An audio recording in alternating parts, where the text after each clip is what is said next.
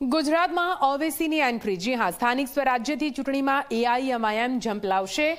અસરુદ્દીન ઓવૈસી આજે અમદાવાદમાં આવશે. એઆઈએમઆઈએમ પાર્ટીના રાષ્ટ્રીય અધ્યક્ષ છે ઓવૈસી. આવતીકાલે અમદાવાદના ખાનપુરમાં ઓવૈસીની સભા છે.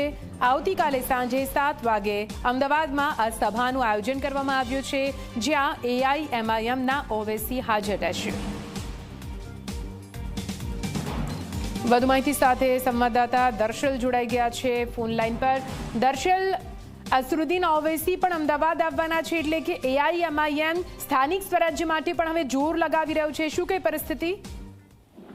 ચોક્કસથી જે પ્રકારે સ્થાનિક સ્વરાજની ચૂંટણી જાહેરાત થઈ છે અને આ ચૂંટણીને લઈને તમામ પાર્ટીઓ છેલ્લા ઘણા સમયથી એ સક્રિય રહી છે અને તેમાં પણ એઆઈએમઆઈએમ પાર્ટી એ પણ જોર લગાવી રહી છે આ ચૂંટણીને લઈને. અને તેમાં આજથી આવતીકાલ 2 દિવસ સુધી આ પાર્ટીના જે અધ્યક્ષ છે અસરુદ્દીન ઓવૈસી તે ગુજરાતના પ્રવાસે, તેમાં તેઓ અમદાવાદમાં એરપોર્ટ ઉપર સાંજે જે છે તે આવી પહોંચશે. તે બાદ રાત્રે એ હોટલમાં રોકાણ કરશે.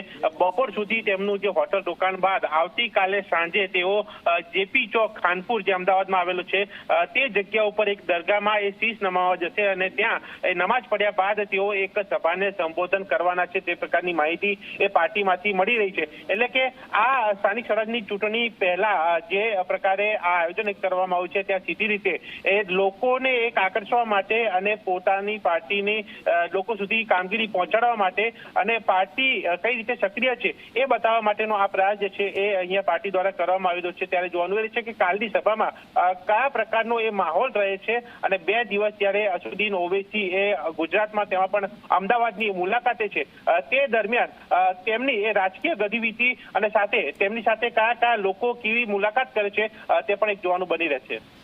બિલકુલ દર્શલ, પૂરી માહિતી માટે આભાર.